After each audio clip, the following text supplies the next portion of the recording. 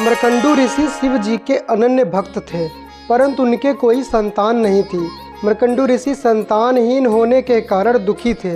विधाता ने उन्हें संतान योग नहीं दिया था।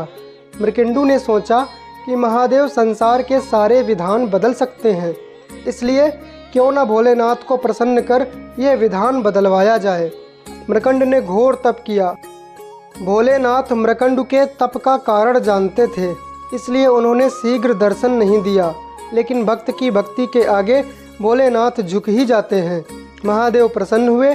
उन्होंने ऋषि को कहा, मैं विधान को बदलकर तुम्हें पुत्र का वरदान दे रहा हूँ, लेकिन इस वरदान के साथ हर्ष के साथ विषाद भी होगा। भोलेनाथ के वरदान से मृकंडू को पुत्र हुआ, जिसका नाम मार्कंडेय पड़ा। ज्योतिषियों ने मृकंडू को बताया कि यह विलक्षण बालक अल्पायु है, इसकी उम्र केवल 12 वर्ष है। ऋषि का हर्ष विषाद में बदल गया।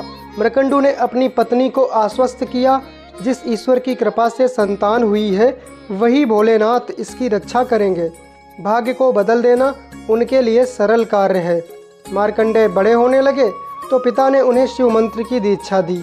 मार्कंडेय की माता बालक के उम्र बढ़ने से चिंतित रहती थी। उन्होंने मार्कंडेय को अल्पायु होने की बात बता दी। मार्कंडेय ने निश्चय किया कि माता पिता के सुख के लिए उसी सदाशिव भगवान से दीर्घायु होने का वरदान लेंगे, जिन्होंने जीवन दिया है। 12 वर्ष पूरे होने को आए थे। मार्कंडेय ने शिव जी की आराधना के लिए महामृत्युंजय मंत्र की रचना की और शिव मंदिर में बैठकर इसका अखंड जाप करने लगे। मित्रों, यह जो मंत्र है यह आपके सामने लिखा हुआ है। इसको पाठ करना उचित नहीं है।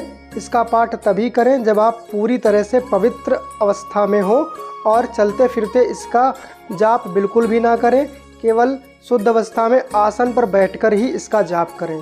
समय पूरा होने पर यमदूत उन्हें लेने आए। यमदूतों ने देखा कि बालक महाकाल की आराधना कर रहा है, तो उन्होंने थोड़ी देर प्रतीक्षा की।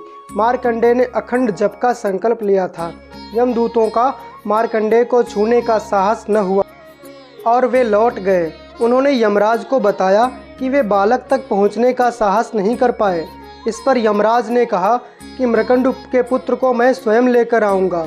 यमराज मार्कंडेय के पास पहुंच गए।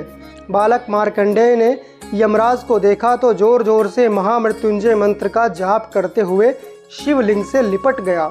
यमराज ने बालक को शिवलिंग से खींचकर ले जाने की चेष्टा की। तभी जोरदार हुंकार से मंदिर कांपने लगा। एक प्रचंड प्रकाश से यमराज की आंखें चौंधिया गईं। शिवलिंग से स्वयं महाकाल प्रकट हो गए। उन्होंने हाथों में त्रिशूल लेकर यमराज को सावधान किया और पूछा, तुमने मेरी साधना में लीन भक्त को खींचने का साहस कैसे किया? यमराज महाकाल के प्रचंड रूप से कांपने लगे। उन्होंने कहा, प्रभु, मैं आपका सेवक हूँ। आपने ही जीवों से प्राण हरने का निष्ठुर कार्य मुझे सौंपा है।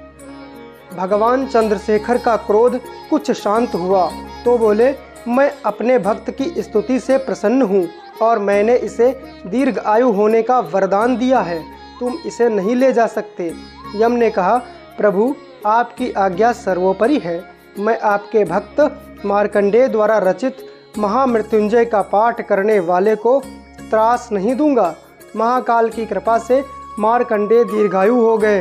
उनके द्वारा रचित महामृत्युंजय मंत्र काल को भी परास्त करता है।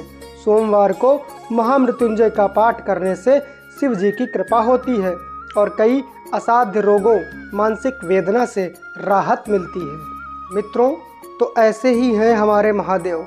कमेंट बॉक्स में हर हर महादेव, नमो पार्वती पतये, हर हर महादेव लिखना।